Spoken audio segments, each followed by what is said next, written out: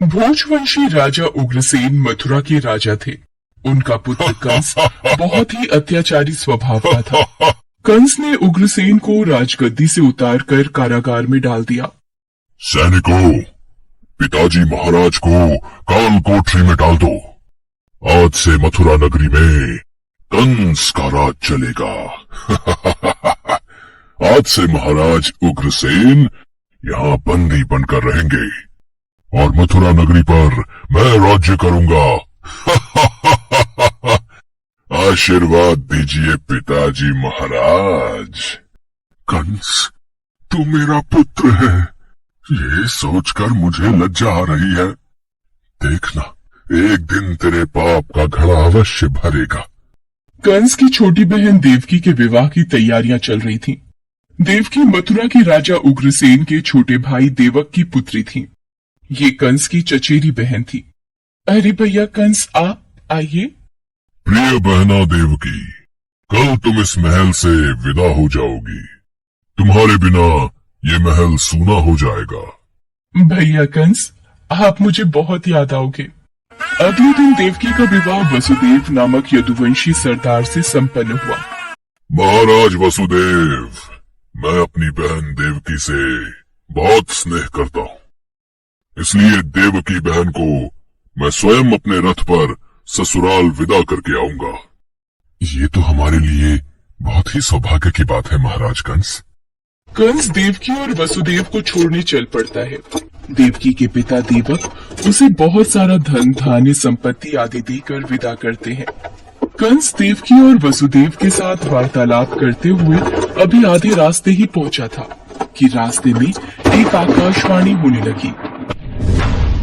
हे कंस, जिस देवकी को तू बड़े प्रेम से ले जा रहा है, उसी में तेरा काल बसता है। इसी के गर्भ से उत्पन्न 8वां पुत्र तेरा वध करेगा, तेरा वध करेगा। ये आकाशवाणी कैसी? नहीं, ये झूठ है। देवकी की कोख से जन्मा 8वां बालक मेरा वध करेगा? नहीं, ऐसा नहीं हो सकता। यदि ऐसा है तो मैं वसुदेव का ही वध कर देता हूँ। हाँ, यही ठीक रहेगा। फिर मुझे कोई डर नहीं। नहीं भैया, इनका वध मत करो। मैं आपके आगे हाथ जोड़ती हूँ। मेरा सुहाग मत उजाड़ो भैया कंस। मैं आपसे वादा करती हूँ, मेरे गर्भ से जो भी संतान पैदा होगी उसे मैं तुम्हें सौंप दूंगी, पर इन्हें मत मारो भैया। ठीक है, मैं वसुदेव का वध नहीं करूंगा, पर तुम दोनों अब मथुरा के महल की काल कोठरी में बंदी बनकर रहोगे। कंस, देवकी तुम्हारी प्रिय बहन है, मुझे काल कोठरी में बंद कर दो, पर देवकी को छोड़ दो। कंस ने वसुदेव और देवकी की एक बात न सुनी और वसुदेव और देवकी को कारागृह में डाल दिया। देवकी वसुदेव दोनों बहुत ही दुखी और हताश हो रहे थे। स्वामी, मेरी वजह से आज आपको कारागृह में रहना पड़ रहा है। मैं ही आपके लिए दुख और विपदा का कारण बनी हूँ। नहीं देवकी, नहीं, ऐसा मत कहो। मैं तुम्हें पत्नी रूप में पाकर बहुत प्रसन्न हूँ। हमें एक दिन कंस के पापों से मुक्ति जरूर मिलेगी। पर स्वामी, भैया कंस मेरी कोख से जन्मे सभी बच्चों को मार देंगे। हम क्या करें? देवकी वसुदेव कारागृह में दुख भोग रहे थे। कंस देवकी और वसुदेव को धमकाता रहता था। वसुदेव देवकी के बच्चा पैदा होता और कंस कारागृह में आकर देवकी के हाथ से बच्चे को छीन लेता। ला, ये पुत्र मुझे दे बहना। भैया, मेरे पुत्र को मत मारो भैया। नहीं स्वामी, हमारा पुत्र, मैं अपने सामने ही अपने सभी पुत्रों का वध होते कैसे देख पाऊंगी? देवकी बेहोश हो जाती है। हे ईश्वर, कोई रास्ता दिखाओ। कंस के अत्याचारों से हमें कब मुक्ति मिलेगी प्रभु? देवकी, आंखें खोलो। कंस बहुत ही क्रूर और अत्याचारी राजा था, जिससे प्रजा बहुत डरती थी। दुराचारी कंस ने वसुदेव देवकी के 7 बच्चों को जन्म लेते ही मार डाला। अब 8वां बच्चा होने वाला था। देवकी के 8वें पुत्र के जन्म का समय निकट आ रहा है। इसलिए पहरा और भी बढ़ा दिया जाए। जो आज्ञा महाराज कंस। देवकी वसुदेव के कारागृह में बंदी रहने की बात नंद गांव में वसुदेव के मित्र नंद के कानों तक भी पहुंची। दुराचारी महाराज कंस ने वसुदेव और देवकी को कारागृह में बंदी बना रखा है। देवकी के 8वें पुत्र के जन्म का समय निकट आ रहा है और इधर यशोदा को भी बच्चा होने वाला है। मुझे उनकी सहायता करनी होगी। 8वें बच्चे की रक्षा का उपाय सोचना होगा। जिस समय वसुदेव देवकी को पुत्र पैदा हुआ, उसी समय संयोग से यशोदा के गर्भ से एक कन्या का जन्म हुआ, जो और कुछ नहीं सिर्फ माया थी। भाद्रपद के कृष्ण पक्ष की अष्टमी को रोहिणी नक्षत्र में श्री कृष्ण का जन्म हुआ। उनके जन्म लेते ही जेल की कोठरी में प्रकाश फैल गया। वासुदेव के सामने शंख चक्र गदा एवं पद्मधारी चतुर्भुज भगवान ने अपना रूप प्रकट कर कहा, वसुदेव, मैं बालक का रूप लेकर देवकी के गर्भ से जन्म ले चुका हूँ। मेरा ये अवतार कंस के संहार के लिए ही हुआ है।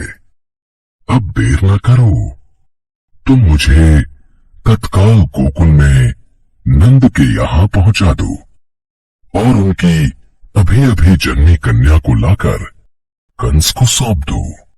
ये कहकर भगवान विष्णु अंतर्ध्यान हो गए।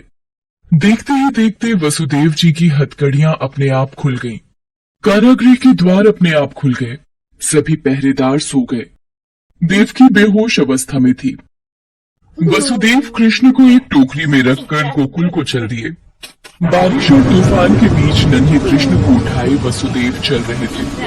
यमुना जी का जल स्तर तो बहुत ऊपर हो रहा है। कैसे जाऊं अपने नन्हे बालक को लेकर? हे नारायण, सहायता कीजिए। यमुना नदी श्री कृष्ण के चरणों को स्पर्श करना चाहती थी, इसलिए वो ऊपर हो गई। भगवान ने अपने पैर लटका दिए। चरण छूने के बाद यमुना घट गई। भगवान श्री कृष्ण की इस लीला को वसुदेव भली भांति देख रहे थे। वो यमुना पार कर गोकुल में नंद के यहाँ गए। मैं इस बालक कृष्ण को तुम्हें सौंप रहा हूँ। ये बड़ा होकर मथुरा वासियों को कंस के अत्याचारों से मुक्ति दिलाएगा। लाओ मित्र वसुदेव, यशोदा अभी गहरी नींद में है। मैं इस बालक को यशोदा की बगल में सुला देता हूँ। नंद माया रूपी कन्या को वसुदेव के हाथों में दे देते हैं। ये लो मित्र, इससे पहले कि कंस कारागृह में पहुंचे, तुम शीघ्र इस कन्या को लेकर वापस लौट जाओ। तुम धन्य हो मित्र, तुम धन्य हो। वसुदेव वापस कारागृह में लौट आते हैं और उनके लौटते ही कारागृह के द्वार अपने आप बंद हो जाते हैं। वसुदेव जी के हाथों में हथकड़ियां पड़ जाती हैं। हाँ, अरे ये तो बच्चे के रोने की आवाज है। महाराज कंस को सूचना देते हैं। देवकी, हमारे यहाँ 8वें पुत्र ने नहीं, पुत्री ने जन्म लिया है। क्या? अब ये तो पुत्री का जन्म हुआ है। पहरेदार कंस के पास जाते हैं। महाराज की जय हो।